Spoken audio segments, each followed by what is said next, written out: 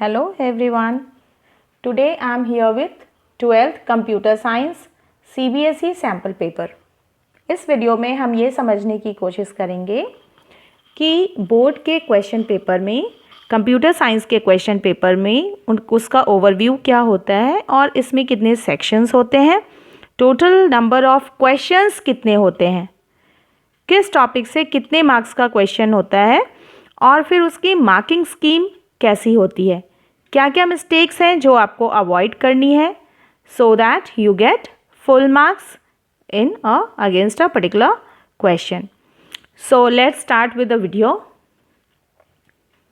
मैंने ये दोनों फाइल ओपन की हुई है, आप देख सकते हैं. Sample question paper theory and this is marking scheme, right.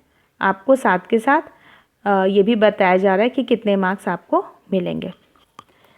So let's see. General instruction में ही ये बात आपको बता दी गई है that this question paper contains 5 sections. 5 sections होंगे आपके क्वेश्चन पेपर में, ए से लेके ई तक. Where in section A you have 18 questions, right, for 1 mark each. यानी कि 18 ऑब्जेक्टिव क्वेश्चंस हैं और इसके बाद ये जितने हैं ये सारे के सारे सब्जेक्टिव क्वेश्चंस हैं. तो सेक्शन बी में 7 questions for 2 marks, section C में 5 questions for 3 marks, section D में 3 क्वेश्चंस फॉर 5 मार्क्स और सेक्शन ई में 2 questions with 4 marks. So let's see the kind of questions. Right. जैसा कि आप देख सकते हैं ये बहुत बेसिक क्वेश्चन है, क्लास 11th के सिलेबस से है. If variable declaration is implicit in Python, अगर आप इसमें ट्रू लिखते हैं board gives you 1 mark. Again which of the following is invalid data type. कौन सा डेटा टाइप पाइथन में है ही नहीं. तो again out of 4 options you have to write real.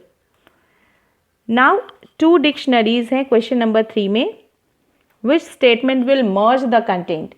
To merge the content, dictionary के कॉन्सेप्ट्स अगर आपके क्लियर नहीं है तो आप मेरे क्लास 11th वाले डिक्शनरी वीडियोस देख सकते हैं जहाँ पे मैंने ये एक्सप्लेन किया है that what all operations are possible with dictionary.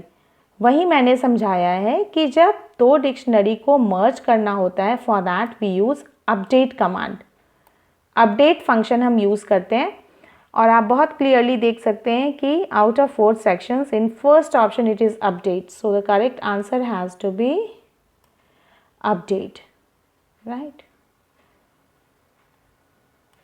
Now similarly question number 4, 5, 6, 7 ये सारे बहुत ही बेसिक क्वेश्चंस हैं ऑब्जेक्टिव टाइप के और हर क्वेश्चन के against you have got 4 options in the form of ABCD और जो भी इसमें से बहुत एप्रोप्रिएट है उसका आंसर आपको लिखना है. अब थोड़ा आगे बढ़ते हैं और क्वेश्चन नंबर 19 देखते हैं. एक और चीज़ कि इन 18 क्वेश्चन में लास्ट के जो 2 क्वेश्चन होंगे, क्वेश्चन नंबर 17 एंड 18, वो assertion and reasoning based question होंगे. So you have got assertion and reasoning, out of which you have to write which out of these 4 options which one is correct, right.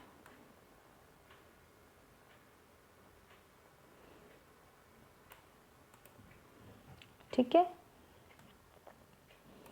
अब question number 19 is about whether it is prime or not. His code is having errors. जब भी इस तरह के question को attempt करना है to correct the code, do not forget to underline your corrections. See, board ने आपको कैसे लिख के समझाया है कि ये क्वेश्चन ऐसे अटेम्प्ट करना चाहिए जहाँ कहीं भी आपको लगता है कि मिस्टेक है. हम बहुत क्लियरली देख सकते हैं इंट इनपुट में ब्रैकेट ओपन हुआ, इनपुट लेने के बाद मैसेज के बाद का ब्रैकेट तो बंद है, पर जो इंट के बाद आपने ओपन किया that bracket is not closed. So 1 parenthesis is missing. यहाँ पे है bracket missing. For comparison we use double equal to. So again you are putting double equal to and you are underlining it also. Then break, indentation for break is wrong, right? तो यहाँ पे message आ रहा है wrong indent. तो same इसी तरह से आपको ये क्वेश्चन अटेम्प्ट करना है.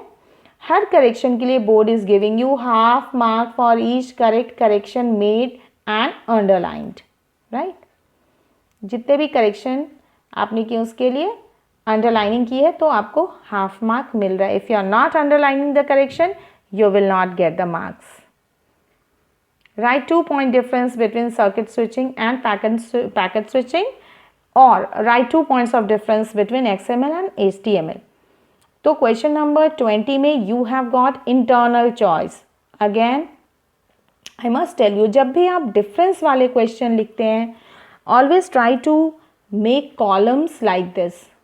आपने 2 कॉलम बनाए, हेडर स्पेसिफाई किया and then you are writing this all, right?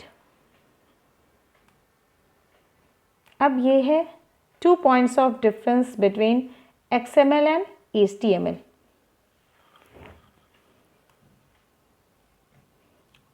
फिर से आपने पॉइंट्स में अपने डिफरेंसेस लिख दिए कि क्या डिफरेंस है. For any 2 correct difference you get, right, 2 marks, 1 mark for each correct difference.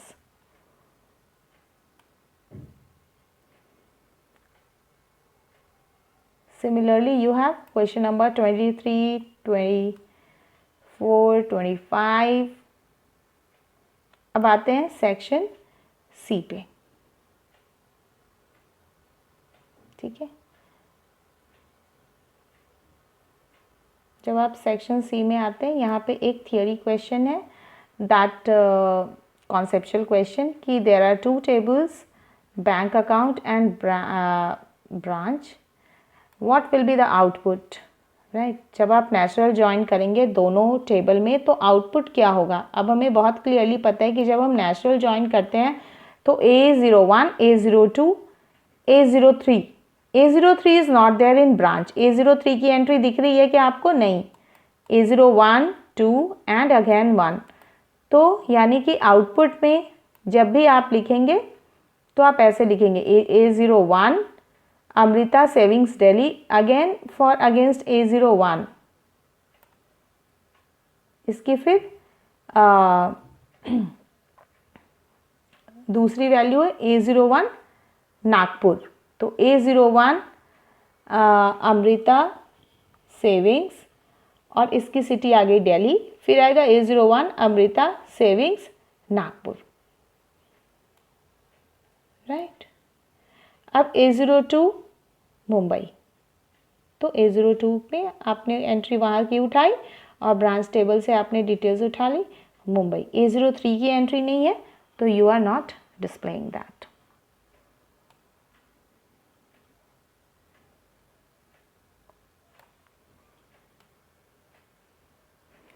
SQL के कॉन्सेप्ट्स में कहीं भी कोई प्रॉब्लम है तो आप एक कंप्लीट वीडियो मैंने बनाया है with all the topics of this SQL chapter. You may go through that video. वहाँ पे मैंने बहुत क्लियरली एक्सप्लेन किया है command based on single table and double table, that is join based queries. अब आते हैं क्वेश्चन नंबर 27 में, that says count lines to read lines from text file and display line which are not starting with any vowel. Board pattern question मैंने cover किया है topic wise, तो आप उन वीडियोस को देख के आप बहुत अच्छे से देख सकते हैं. मैंने ये क्वेश्चन सॉल्व करके भी दिखाया है कि कैसे हम IDLE में जब इन क्वेश्चंस को कोड करेंगे तो ये कैसे आउटपुट देगा. अब एक बार ये देखते हैं कि बोर्ड ने मार्किंग कैसे किया. Half mark for opening and closing the file, half mark for read lines, यानी कि ये जो रीड लाइन्स हैं इस फंक्शन के लिए. Half mark for correct loop, if you are running the loop like in correct way, इसके लिए हाफ मार्क. आपने इफ़ की चेकिंग की या नहीं, आपने वॉवेल की चेकिंग इफ़ लगा के की है या नहीं, उसके लिए half mark. Half mark for correctly incrementing count. If you are writing this statement or not, half mark for displaying the output, यानी कि आपने ये प्रिंट स्टेटमेंट दी है और फिर आपने फंक्शन को कॉल किया है या नहीं. If function has not been called, again your half mark would be deducted, right. अब आते हैं क्वेश्चन नंबर 28 पे. इंटरनल चॉइस है इस क्वेश्चन में, मैं आपको बता दूं. क्वेश्चन नंबर 27 में again you have got internal choice.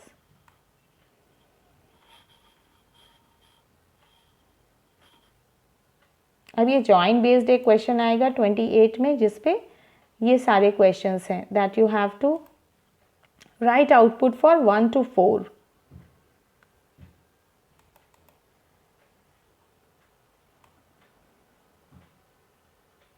ठीक है.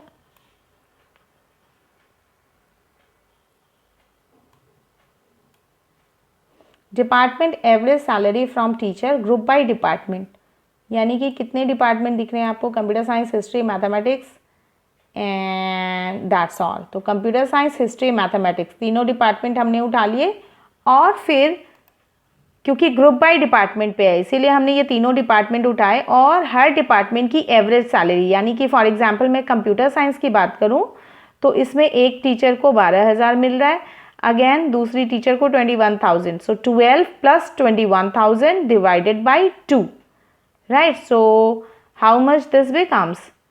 21,000 और 12,000 33,000. तो एवरेज आ गया आपका 16,500. इसी तरह बाकी दो डिपार्टमेंट का भी एवरेज निकाल के आपको यहाँ लिखना है. Board is giving you half mark. इसमें कुछ भी मिसिंग है, एवरेज सैलरी कॉलम नहीं लिखा आपने या डिपार्टमेंट वाली कॉलम जो है ये मिसिंग है, तो आपको हाफ मार्क ये नहीं मिलेंगे. आउटपुट में कंप्लीट करेक्ट होने पे ही आपको बोर्ड हाफ मार्क देता है, right. Last one is there. Write the command to view all tables. To see all tables in a database, we have got show tables command.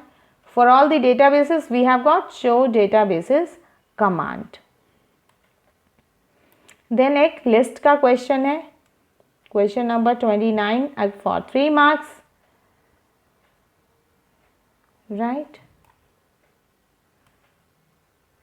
और यहाँ आ गया stack का question against 3 marks. मैंने topic wise video में stack की एक complete video है जिसमें मैंने स्टैक का कॉन्सेप्ट समझाया है और साथ के साथ बहुत ही क्विकली मैंने आपको कोड करके दिखाया है, how to code, how to attempt stack questions, right. तो आप उसे एक बार, इन दोनों क्वेश्चंस को मैंने उस वीडियो में प्रॉपर सॉल्व करके दिखाया है. अब आते हैं नेटवर्क क्वेश्चन पे. That there is a Make India Corporation in Uttarakhand, right? It is IT training company और ये सारी डिस्क्रिप्शन दी हुई है. इस तरह के क्वेश्चन में बोर्ड हमेशा 2 इन्फॉर्मेशन देता है. कौन कौन सी इन्फॉर्मेशन? पहला कि एक ब्लॉक से दूसरे ब्लॉक के बीच डिस्टेंस कितनी है और दूसरा कि नंबर ऑफ कंप्यूटर्स कितने हैं. और ऑलमोस्ट इसी पैटर्न पे क्वेश्चन हर ईयर आता है. That suggest the most appropriate block to house the server. किस ब्लॉक में हमें सर्वर की होस्टिंग करनी चाहिए, राइट. तो answer is movie editing block. Why so? Because movie editing you can see number of computer is largest here. So let me just minimize. Movie editing block is the best appropriate most appropriate to house the server as it has the maximum number of computers. यहाँ पे ये चीज़ देखिए, justify your answer. So you have to write the reason also. Half mark for naming the server and half mark for reason, correct reason. Then suggest the device to be installed in Kashipur campus. So whenever it is related with security, you have to install firewall. ठीक है. Based wired medium, right? So that is Ethernet cable.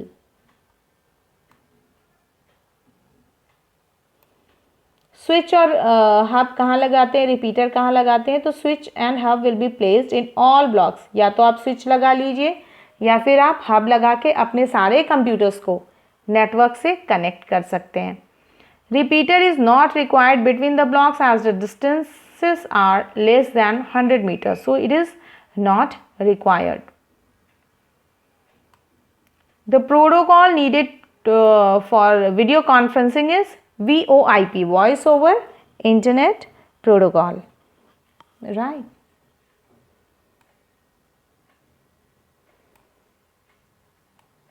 Now we have question number 32 में marking ऐसी होती है कि ए part में output question और फिर बी पार्ट में आपके पास फिलअप होते हैं कनेक्टिविटी वाले।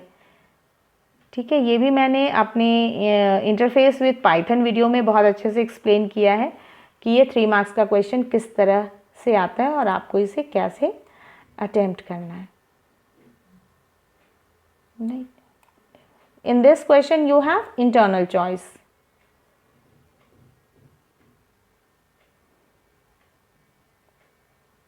(33) is based on CSV। Complete CSV का क्वेश्चन ये 5 मार्क्स का है जिसमें 2 फंक्शन ऐड काउंट आर, इन दोनों की कोडिंग करनी है। एक बार देखते हैं बोर्ड मार्क्स की डिस्ट्रीब्यूशन बोर्ड ने कैसे करा हुआ है। 1 mark for advantage, half mark for importing CSV module and 1.5 mark each for correct definition of add and count R, half mark for function call. यानी कि ये दोनों जो कॉल स्टेटमेंट है ये भी आपके आंसर में ज़रूर होना चाहिए। ये क्वेश्चन भी प्रॉपर सॉल्व करके मैंने एक वीडियो डाली हुई है, board pattern based question in CSV। तो हर टॉपिक से रिलेटेड क्वेश्चन वाइज मैंने सॉल्व करा है और एक बहुत ही क्विक वीडियो मैंने बनाया है, तो you can have a look at that अगर आपने वो वीडियोस नहीं देखी हैं तो। ठीक है, अब ये टेबल की इंफॉर्मेशन आपके पास है और अब इसमें कॉन्सेप्चुअल क्वेश्चंस ये है, which of the following which of the columns should be considered as primary key, right. Degree cardinality based question and then 2 statement, SQL statement लिखनी है। आपको बहुत अच्छे से पता है कि प्राइमरी की का मतलब है वो कॉलम जिसमें वैल्यू रिपीट नहीं होती, यानी कि roll number, right. 2 columns are added and 2 rows are deleted. तो आप पहले देखिए कि इसमें कॉलम्स हैं कितने, 1 2 3 4 5 6, तो 2 कॉलम्स आपने और ऐड किए तो ये बन गया 8। तो डिग्री क्या हो गई, 8। एक बार देखें डिग्री कितनी है, yes it is 8। Cardinality becomes 5। Why 5, how 5, क्योंकि आपने 2 रिकॉर्ड इसमें से डिलीट कर दी, तो अब बच कितने गए, 1 2 3 4 5, तो कार्डिनैलिटी इज 5। अब ये इंसर्ट की स्टेटमेंट और अपडेट की स्टेटमेंट के लिए आपको board 1 mark for each. In third part you have got और ऑप्शन ऑल्सो। तो अगर आप ये स्टेटमेंट में इतने कॉन्फिडेंट नहीं है तो आप ये वाला पार्ट अटेम्प्ट कर सकते हैं। Now the last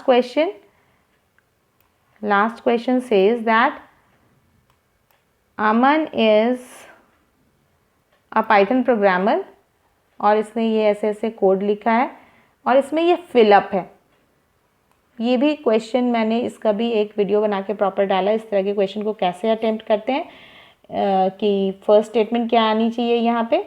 तो आप उस वीडियो को देख के क्विक रिकैप ले सकते हैं, how to attempt binary file board pattern questions.